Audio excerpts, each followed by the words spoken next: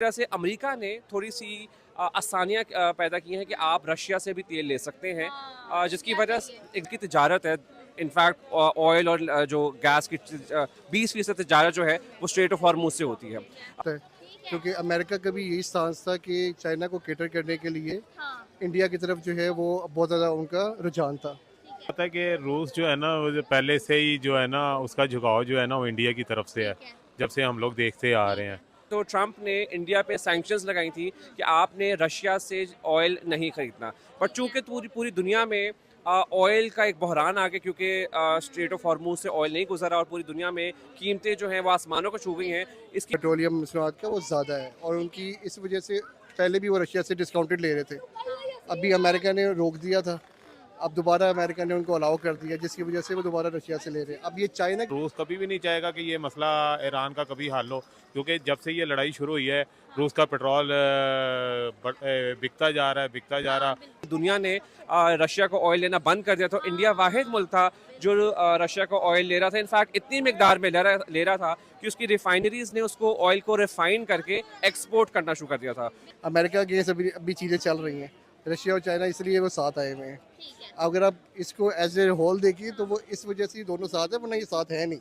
अच्छा, हाँ, ये आपको पता है इंडिया भी एक एटमी ताकत है, पाकिस्तान भी है, तो फिर इंडिया चाहता है कि मैं इस खिते में रहूं, चाइना जो है वो अपनी भाग दौड़ में लगा हुआ है। लेकिन एवरीवन, मैं हूं अलीना, आप देख रहे हैं क्विक शॉट्स। आज बात करेंगे, बहुत बड़ी न्यूज आई है और ये न्यूज कहीं और नहीं, ब्लूमबर्ग जैसे इदारे ने भी शाया कर दी है। और न्यूज ये है कि रशिया जो कि ऑयल के टैंकर चाइना की तरफ भेज रहा था, ऑलमोस्ट ये 7 टैंकर से जो कि चाइना की तरफ जाते जाते एकदम स्ट्रेट ऑफ मलक्का से जो है इनका रुख मोड़ दिया गया है। और वो रुख मोड़ा गया किसी और कंट्री की तरफ नहीं, बल्कि इंडिया की तरफ रुख मोड़ दिया गया है। टैंकर जा रहे थे वो स्ट्रेट ऑफ मलक्का में चाइना की तरफ जाते जाते एकदम से मोड़ लिए गए हैं इंडिया की तरफ।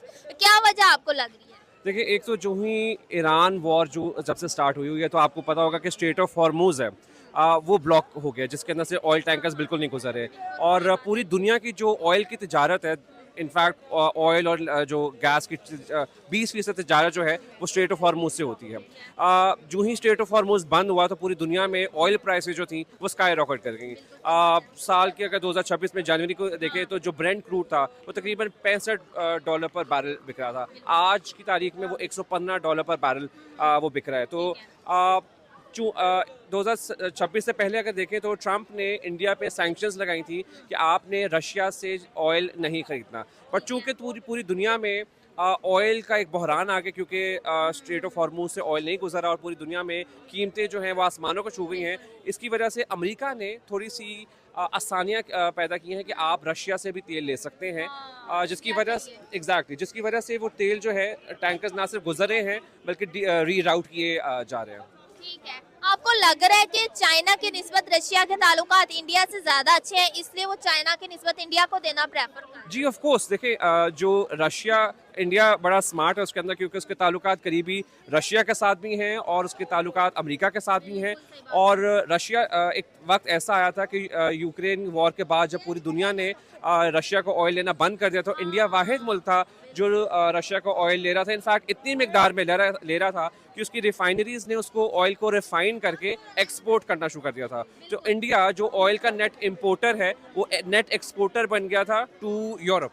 हाँ, यूरोपियन कंट्रीज को भी एक्सपोर्ट कर रहे थे। आपको लगता है कि जो इंडिया अमेरिका के सामने स्टैंड आउट किया, अमेरिका के सामने जवाब दिया टैरिफ धमकियों के बावजूद, उसकी वजह से रशिया की नज़र में इंडिया की इज्जत और बढ़ गई है? देखिए, इंडिया की नज़र तो इतनी नहीं बढ़ी, बल्कि इनफैक्ट काफ़ी रशिया की जो मॉस्को है, मॉस्को के अंदर शकूक व शुबहात पाए जाते हैं इंडिया को लेके, क्योंकि इंडिया के ऊपर अमेरिका ने बहुत प्रेशर डाला था कि आपने रशिया से तेल नहीं लेना, बल्कि इस सैंक्शंस की तो जो ख़तरात थे वो तो इंडिया के ऊपर मंडला रहे थे। आपको पता होगा कि जब ट्रंप ने जब पूरी दुनिया में टैरिफ लगाए थे, तो दुनिया में सबसे ज़्यादा जो टैरिफ लगे थे वो इंडिया और चाइना में लगे थे। और इंडिया में इसलिए लगे थे क्योंकि वो रशिया का तेल खरीद रहा था। जब इंडिया ने कमिट किया कि हम रशिया का तेल अब लेना बंद कर देंगे, उसके बाद ट्रंप ने जो है इंडिया से सैंक्शंस कम कर दी थी। सो वो सैंक्शंस की गेम की वजह से इंडिया ने चूंकि रशिया से तेल लेना बंद कर दिया था, तो उनके ताल्लुकात में भी कुछ दरारें पैदा की गई हैं। बट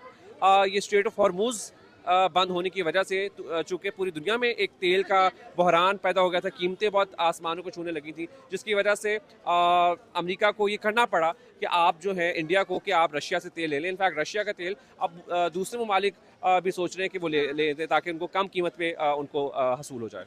अच्छा, यहाँ पे एक बात है कि चाइना जैसी कंट्री के साथ कौन सा कंट्री रिलेशन नहीं रखना चाहेगा, लेकिन रशिया जो है उसने चाइना की जगह इंडिया को प्रेफर किया है। रशिया ने चाइना की जगह इंडिया को इसलिए प्रेफर किया है, देखें एक तो उनके हिस्टोरिकल ताल्लुकात हैं। आप देखें कि पोस्ट पार्टीशन इंडिया जो था नॉन अलाइंड मूवमेंट का हिस्सा था, ना वो किसी ब्लॉक का हिस्सा नहीं बना था, लेकिन चूंकि वहाँ भी कम्युनिज्म थी, इंडिया के अंदर भी कम्युनिस्ट लोगों का जो था वो ज़्यादा, जो नेहरू थे वो भी कम्युनिस्ट थे अपनी फ़िलासफ़ी के अंदर, जो गांधीपुरी ख़ानदान था वो भी सॉर्ट ऑफ कम्युनिस्ट था, वो डेमोक्रेटिक नहीं था, जिसकी वजह से उनके नेचुरल एलाय जो थे वो रशियन सोवियट्स थे। पाकिस्तान के चूँकि रशिया के साथ इसलिए ताल्लुकात ख़राब रहे हैं हमेशा से चूँकि पाकिस्तान ने अमेरिका का साथ दिया अफ़गान जंग के अंदर। सो 80 के दहाई के अंदर, 90 के दहाई के अंदर पाकिस्तान ने हमेशा अमेरिका और उसके एलाइज जो कि वेस्ट की तरफ थे उनका साथ दिया। तो इंडिया नेचुरल एलाय है रशिया का हमेशा से। ठीक है, जिस तरह की स्ट्रैटेजीज अब इंडिया की तरफ से देखी जा रही हैं, चाहे एलपीजी की जो उनके मुहाइदे हो रहे हैं डिफरेंट कंट्रीज के साथ, या फिर ऑयल के मुहाइदे हो रहे हैं, बल्कि स्ट्रेट ऑफ हॉर्मुज से भी 2 इंडियन शिप्स को गुजरने की परमिशन मिल चुकी है। आपको लगता है कि ऑयल क्राइसिस जो है इंडिया में अब उस लेवल तक नहीं जाएंगे जिस लेवल तक दूसरी एशियन कंट्रीज में? देखें, ऑयल क्राइसिस की सप्लाई हो सकता है शॉर्टेज ना हो, लेकिन प्राइसेस इतनी आसमानों को छू गई हैं कि हमें प्राइस का बहरान मिल रहा है। पाकिस्तान के अंदर भी हमारे पास तकरीबन 24 से 28 दिन का ज़ख़ीरा पड़ा हुआ है, तो शॉर्टेज पाकिस्तान में भी नहीं है।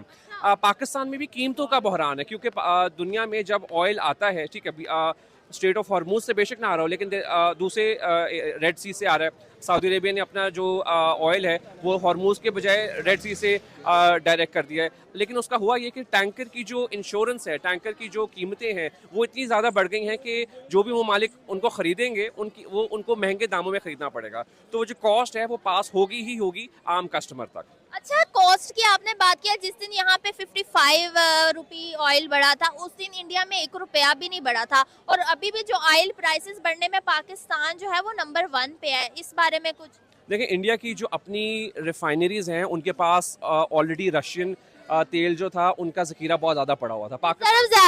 रिजर्व ज़्यादा हैं, प्लस उनके पास उनके जो रिजर्व्स हैं वो तकरीबन $700 बिलियन हैं। पाकिस्तान के जो रिजर्व्स हैं वो तकरीबन 16 से 19-20 अरब डॉलर के बीच में वेरी करते हैं। तो उनके पास किसी भी शॉक को एब्जॉर्ब करने की कैपेसिटी ज़्यादा है, पाकिस्तान के पास उतनी नहीं है, क्योंकि पाकिस्तान ने जब किया था 2022 की अगर हम बात करें, जब तेल आखिरी दफ़ा $100 क्रॉस किया था, तब पाकिस्तान की जो गवर्नमेंट थी, पूरी इकॉनमी थी, उस पर काफ़ी हिट आई थी। तो पाकिस्तान ने बड़ा स्मार्ट डिसीजन लिया है कि कॉस्ट को पास ऑन किया, बिकॉज अगर गवर्नमेंट उसकी हिट ले लेती तो गवर्नमेंट को फिर से बहुत सारे डेफिसिट्स करने पड़ने थे, इनफैक्ट गवर्नमेंट रिसेशन की तरफ जा सकती थी, तो गवर्नमेंट ने वो अवॉइड किया। अच्छा, ये ऑयल का टैंकर का जो भी रुख मुड़ा है, इससे आपको लगता है चाइना अफेक्ट होगा? देखिए, चाइना इफेक्ट नहीं होगा, हो भी इफेक्ट तो पूरी दुनिया की इकोनॉमीज हो रही हैं, बट चाइना का ये है कि चाइना के पास 2 रूट्स हैं। एक है स्ट्रेट ऑफ मलाक्का के थ्रू, जहाँ से चाइना अवॉइड करना चाहता है क्योंकि उसके हॉस्टाइल कंट्रीज़ हैं स्ट्रेट ऑफ मलाक्का से। गवादर पोर्ट चाइना की प्रायोरिटी में इसीलिए आया था ताकि वो स्ट्रेट ऑफ मलाक्का को अवॉइड करके पाकिस्तान के पोर्ट से अपनी तमाम तिजारत को डायरेक्ट कर सके। लेकिन अब चूँकि अगर पाकिस्तान तक वो ऑयल टैंकर्स आ गए हैं तो वो यहाँ से ऑयल टैंकर्स चाइना के लिए भी इजी एक्सेस होगी। लेकिन चाइना के पास भी रिजर्व्स बहुत मैक्सिमम है, और इरानियन ऑयल अभी भी पास ऑन हो रहा है जो चाइनीज़ कंज्यूमर्स के लिए। यानी कि आपका कहने का मतलब है कि इंडिया की निस्बत चाइना को उन ऑयल टैंकर्स की वैसे भी इतनी ज़रूरत नहीं थी? नहीं, ज़रूरत सबको है, ज़ाहिर है उनके रिजर्व्स हैं, वो रिजर्व कभी ना कभी तो डिप्लीट होंगे, वो बहुत बड़ी इकॉनमी है, उनकी पॉपुलेशन। वीडियो अगर अच्छा लगा तो लाइक शेयर कमेंट करें और मेरे चैनल को सब्सक्राइब करके बेल आइकन को ऑन रखें। चलिए मिलते हैं आपको नए वीडियो।